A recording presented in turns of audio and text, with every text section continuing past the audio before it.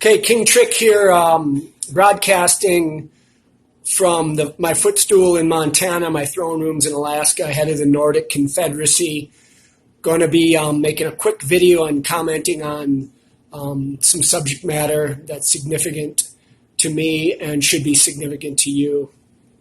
I want to say a couple things. If it squawks like a duck and acts like a duck, it's a duck. Okay, it's a duck. Big union corporate socialism is not conservatism. Okay? Rugged individualism with no hunting, fishing, and no rural living is not rugged individualism. Being grossly out of shape when you're still very young and you call yourself a martial artist, you're not a martial artist.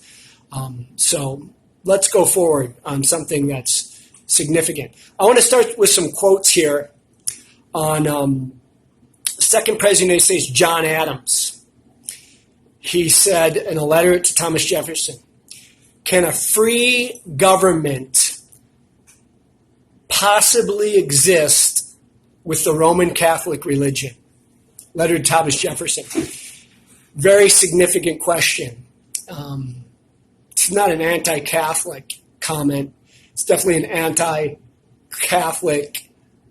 comment related to popery, Jesuitism, the magisterium, and the spying dioceses across the country. They're a bunch of spies, basically. Interesting question to look at in light of the Constitution and the Protestant Reformation. We're going to get into a lot. We're going to talk a lot about the problems with the Roman Catholic system and conservative, libertarian, freedom-loving Americanos. Got another quote. Read it this morning. Loved it. The crippled boy, Stephen Hawking, said something very interesting. This quote: "Heaven is a fairy story for people afraid of the dark." The counter quote was from a gentleman named John Lennox. "Atheism is a fairy story for people afraid of the light." I have a real problem with dogmatic evolution, and I'm big into studying creation versus evolution. I believe in a designer, and I think evolution theory, macroevolution, not microevolution, macroevolution, Big Bang, the geologic column is propaganda. And we're going to talk. Your king is going to talk about that. He's going to educate you. No need to thank me. A couple other things I want to talk about today to whet your appetite. I'm going to give you a quote from this book, Lincoln's War. Abe Lincoln. Quote from Abe Lincoln. We're going to be quoting Lincoln a lot. "My paramount objective," wrote Lincoln to Greeley, "is to save the Union and not either destroy or save slavery. If I could save the Union without freeing the slaves, I would do it. If I could save the Union by freeing some and leaving others in slavery, I would do it. If I could save it by freeing all, I would do that. What I do about slavery and the colored race, I do because I believe it helps to save the Union."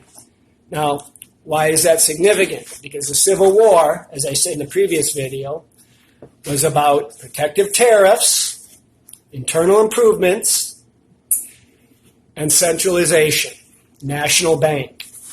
And that's what it was about. It was the beginning of a centralized, consolidated central government through a man named Abraham Lincoln.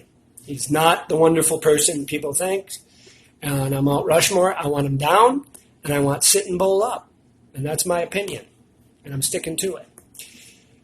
So, the real Lincoln, another excellent quote I read today from this book that I'll read to you that I think is significant. And I think it's going to have a deep effect on America in the next 5 to 10 years. Lincoln believed that the war would last only a few months, after which he and the Republican Party would easily achieve their centralizing goals without even addressing the issue of slavery. It was the biggest political miscalculation in American history. For a king like me, when I look at time, 20, 30, 50, 60, 100, 200, 300 years, what happened in the Civil War and that miscalculation, he thought it was going to end quick. It dragged on. It took a terrible toll on this country. It's affecting us still now. The point is, it ain't over till it's over, and it ain't over. And we're going to be facing these very same issues real soon, ladies and gentlemen. So that was a huge miscalculation. But I want to say something to the Southern Confederates. When you repent of the way you treated Stonewall Jackson and how you lavish loved on that 33-degree Mason Albert Pike, you might get the wind of heaven to kind of switch this thing around. I want you to think about that, because that was kind of a doomcock move on your part, not seeing the grandeur, if you will, of the great Stonewall Jackson. So we need to see these people and these historical figures rightly. Say yes to Stonewall, no to Albert Pike. That I can tell you. Those are true words.